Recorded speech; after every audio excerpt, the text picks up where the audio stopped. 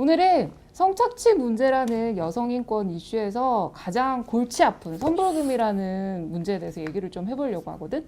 그래서 나 혼자서는 하기 좀 힘들겠지. 그래서 오늘 특별한 게스트를 소개했어. 오해는 하지 마. 우리는 자매는 아니야. 그렇지만 우리의 자매님이긴 하지. 부산에서 변호사로 활동하고 있는 변현숙 언니를 이 자리에 모셔봤어. 얘들아 안녕, 반가워.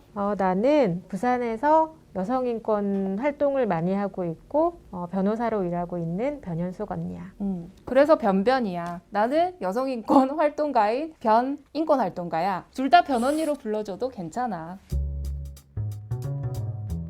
일단 선불금이라는 말부터가 조금 어려운 것 같아.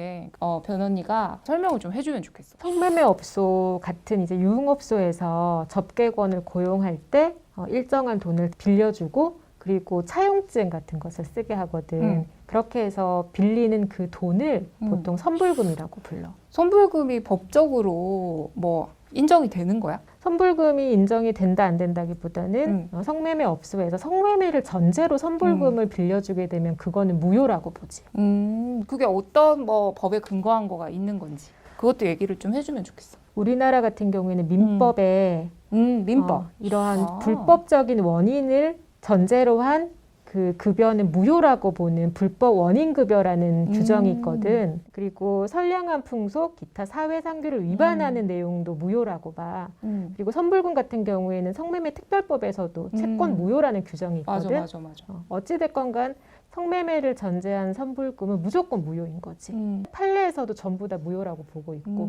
그러면은 실제로 선불금을 무효로 한다라는 거를 그냥 저절로 입증이 되는 게 아니고 법적으로 그걸 증명을 해야만이 무효가 그렇지. 되는 거구나. 성매매를 전제로 빌렸다라는 사실은 있지만 업소에서 성매매가 이루어졌다라거나 그 돈을 성매매를 전제로 해서 빌려준 돈이라거나 이런 것들을 입증하는데 되게 어려움이 있어.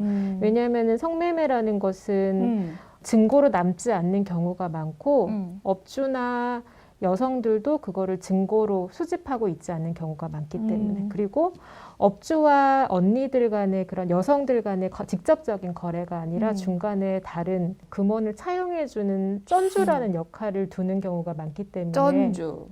맞아. 사채업자들 말하는 맞아요. 거지. 아니 이렇게 법적으로도 무효라고 법에 땅땅 명시도 되어 있는데 왜 선불금이 이렇게 만연하고 성착취 현장에서는 이게 이렇게나 고민이 되는지에 대해서 좀 더 지금부터 좀 더 깊이 들어가 볼게. 우리 언니들이 정말 많이 빚 때문에 업소에서 나오지 못하거나 빚 문제로 인해서 정말 몇 년에 걸쳐서 고통을 받는 경우들이 많거든. 선불금이 불법인데도 이거를 입증하지 못해서 법적으로도 불이익을 받는 경우도 많고 말이야. 많은 분들이 궁금해할 것 같아. 선불금에 대해서 알고 싶은 게 뭔지 살림이 직접 물어봤어. 영업사원들이 보통 선불금을 많이 받잖아요. 그런 거랑 뭐가 다르죠? 와, 나도 영업사원들이 선불금 많이 받는지 몰랐어. 근데 이걸 한번 생각해보면 아까 우리 변언니가 얘기한 것처럼 성매매에 이용되기 위해서 선불금을 제공을 받는 거잖아? 그러면 그거 자체가 반사회적 행위에 이용되는 자금이란 말이야? 그러면 그거 자체가 불법 아니겠어? 그렇죠.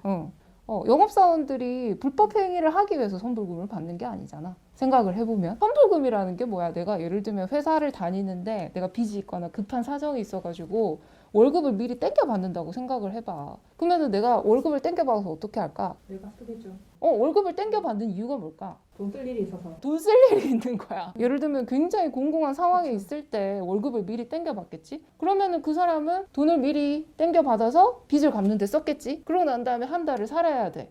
월급 없이. 그러면 어떻게 생활해? 또 빚내야죠. 또 빚을 내야 되는 거야. 남은 한 달 동안을 생활비 없이 살아야 된단 말이야. 이게 가능해? 그럼 또 다른 빚이 또 생겨나게 되는 거지. 그런데 성매매 업소에서의 선불금을 생각을 해봐. 성매매 여성들은 처음부터 빚이 있는 건 아니겠지만 어떻게 하다가 빚이 생겨났다. 빚이 생겨났는데 그 빚을 갚기 위해서 업소에서 선불금을 받아. 그리고 그 빚을 갚아. 근데 그 업소에서 일을 해야 돼. 근데 심지어 그것이 그냥 뭐 일반적인 일이 아니라 성착취로 자신의 몸이 상품처럼 내던져줘야 된단 말이야. 성착취를 당해야 돼. 근데 내가 이미 돈을 받은 게 있었으니까 그거를 거절을 못하게 되는 거야. 그렇기 때문에 이거를 그냥 일반적인 영업사원이 선불금을 받는 차원이랑 똑같다고 생각을 하면 안 될 것 같아. 족쇄가 설- 되는 거네요. 설득이 좀 됐을까? 선불금을 받는다고 해서 왜 나쁜가요? 갚을 수 있잖아요. 응. 갚을 수 있는 거 아닙니까? 우리 변호인은 어떻게 생각해? 선불금을 받는다고 해서 왜 나쁜 거야? 선불금 받는 거는 나쁜 게 아니지. 선불금을 갚을 수 없는 구조를 만들고 있으니까 그러한 구조 자체가 나쁘다고 볼 수 있을 것 같아요. 그런 구조가 어떤 게 있을까? 빚을 깔 수 없는 구조인 거죠. 뭐 벌금비, 지각비, 이제 어마어마무시한 벌금들, 그리고 방값, 술값, 밥값, 그리고 머리하고 옷 사고 속옷 사고 많은 돈을 들이게 하고 손님들과의 트러블이 있을 때도 여성이 전적으로 책임지게 하는 구조라든지 결국은 빚을 깔 수 없고 점점 늘어만 가는 결과를 초래하게 되는 거죠. 업계 용어로 벤치라고 하지. 이 성착취 남성인 구매자들이 여성을 벤치 놓거나 하면은 여성이 그 술값은 물론 뭐 2차 값까지 다 물어야 되는 그런 어떤 시스템이 있기도 했어. 다시 말해서 말도 안 되는 벌금이나 이런 착취 구조가 되게 많다는 얘기이기도 하거든. 이 여성의 신용을 보고 돈을 빌려주는 걸까? 아니거든. 이 돈을 제공했을 때 이 여성이 성매매 업소에서 일을 할 거라고 생각하는 거지. 벌써 성매매를 통해서 돈을 갚으라고 하는 거야. 내가 그거 안 하고 다른 일을 통해서 일을 갚겠다고 하면은 한꺼번에 갚으라고 해. 사실 분납하면 좋잖아. 선불금은 그렇지가 않아. 내가 이 업소를 그만두게 되면 한꺼번에 이 빚을 또 변제해야 된단 말이야. 그러면은 또 무리해서 또 성매매 업소에서 돈을 빌릴 수밖에 없는 악순환이 되는 거야. 갚고 싶어도 못 갚을 수밖에 없게 만든다는 건데 선불금이 그래서 자꾸 늘어나는 건가요? 내가 이 얘기를 하면은 한 달 걸릴 것 같은데. 포주 입장에서는 선불금을 다 갚아버리면 이 여성이 이제 업소에서 나갈 수도 있으니까 돈을 빌려줬는데 돈을 안 갚기를 바라는 이상한 그런 현상이 일어나는 거예요. 처음에 시작할 때는 보통 업계용어로 마이킹이라고 하거든. 그거를 200만 원 정도에서 시작하는 경우가 있어. 그러면 일단 200에서 시작을 해. 200이면은 조금만 내가 열심히 하면 금방 갚을 수 있을 것처럼 생각이 되잖아. 근데 우리 아까 변호인이 얘기한 것처럼 벌금이 있어. 맞아요. 사람이면 1년 365일 이런 일을 할 수가 없잖아요. 체력적으로. 결근을 할 수밖에 없고 지각할 수밖에 없는데 거기에 대해서 벌금을 매기는 거죠. 뭐 몇만 원 수준이 아니라 몇십만 원, 뭐 100만 원 수준. 하루에 결금비가 나는 70만 원에서 100만 원까지 하는 데도 봤어. 그리고 그런 데도 봤어요. 하루 결근하면 그거에 한 두세 배 월급날이 미뤄지는 거예요. 그러면 맞아. 결국 계속 날짜는 미뤄져서 결국 월급을 못 받는 구조가 되는 거예요. 그리고 요즘에는 사채업자들이 전주가 돼서 돈을 제공하는 경우가 있잖아. 그런 경우에는 이자가 장난이 아니야. 물론 불법 채권 출심 이런 거 다 불법이라고 하지만은 정말 횡행하고 있고, 그리고 이 빚 독촉이 장난이 아니거든. 빚을 못 갚는다 이렇게 되면 집에 찾아가. 그리고 가족들한테 알리겠다고 협박을 해. 나는 언니가 살고 있는 동네에 어떤 사채업자가 현수막까지 내건 것도 봤어. 아니면은 집 앞에다가 쪽지 같은 거를 써놓는 거야. 근데 만약에 이 여성이 내가 유흥업소나 이런 성착취 산업에서 있었다라는 거를 당연히 주변 사람들한테 전혀 얘기를 못했을 그런 거 아니야? 내용을 현수막에 쓴다고? 이거 자체가 너무나 큰 공포나 두려움이 되는 거야. 이런 식으로 정말 촘촘하게 거미줄처럼 엮여 있는 거야. 그래서 나는 이거는 진짜 함정이라고밖에 생각이 안 드는 거지. 선불금을 사기라고 해서 흔히 탕치기라는 말을 쓰는데 그건 뭔가요? 탕치기라는 거는 처음부터 선불금을 받고 일을 안 할 목적으로 돈을 빌린다라는, 말하자면 전형적인 사기 수법 중에 하나로 생각을 하고 있거든. 이게 제일 안타까운 경우인데 빠져나오게 되면 사기죄로 고소를 해버리는 거야. 이게 너무 심각해. 사기로 고소를 하면 일단은 경찰서에 여성이 출석을 해야 되잖아? 그러면 이제 포주들이 여성을 찾기가 좋은 거지. 그래서 포주들이 여성을 잡는 수단으로 사기죄를 엄청 남발을 했었어. 또 안타깝게도 사기가 인정되는 경우도 있어. 사기가 인정되는 경우가 많지. 선불금이 민사적으로는 무효잖아?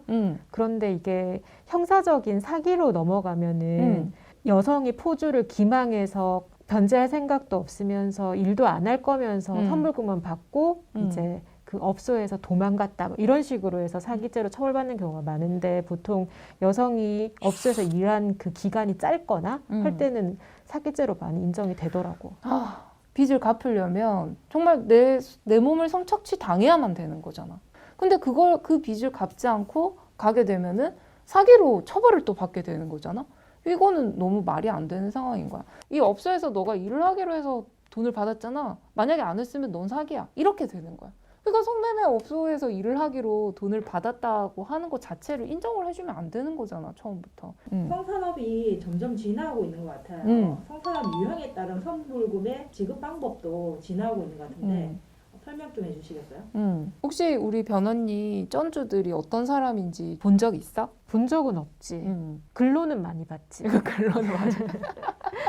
글로 어땠어? 어떤 사람들이었어? 근데 이제 이렇게 모르는 상태로 보면은 아무 문제 없군. 그러니까 무슨 대부업이나 이런 어떤 금융기관처럼 보이는 데가 많았고 또 쩐주와 포주와의 관계 입증이 굉장히 모호해서 그 쩐주가 준 돈이 선불금이라는 입증이 어려운 경우가 많더라고. 이게 진짜 변화한 케이스 중에 하나야. 예전에는 포주가 직접 선불금을 제공을 했거든. 그럼 너무 심플하지. 완전 심플한 거야. 이게 불법 성매매 자금이다라는 것이 너무나 명확한 거야. 쩐주하고 포주하고 분리가 되고, 쩐주는 말 그대로 그냥 일반적인 대부업을 하는 사람처럼 보이는 경우들이 많고, 심지어 2000년대 초반에는 신협이나 상호저축은행에서도 선불금을 대출을 해줬다고. 그럼 이게 얼마나 멀쩡하게 그냥 일반 대여금처럼 보이겠어. 점점점 더 교묘해지고 있는 것 같아요. 그리고 사채 시장이 늘어나면서 이게 너무나 그냥 자연스럽게 성착취 산업과 결합이 되어 있는 상태인 것 같아.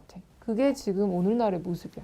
지금까지 잘 들었어? 우리 변언니를 모시고 선불금이라는 좀 어려운 그리고 골치 아픈 이야기에 대해서 다양한 질문을 가지고 얘기를 좀 나눠봤어. 여러분들이 평소에 좀 생각하고 있었던 오해나 아니면 궁금했던 거가 조금이라도 해소됐길 바래. 그리고 이게 왜 여성인권의 문제인지에 대해서도 한 번 더 깊이 생각해보는 계기가 되었으면 좋겠어.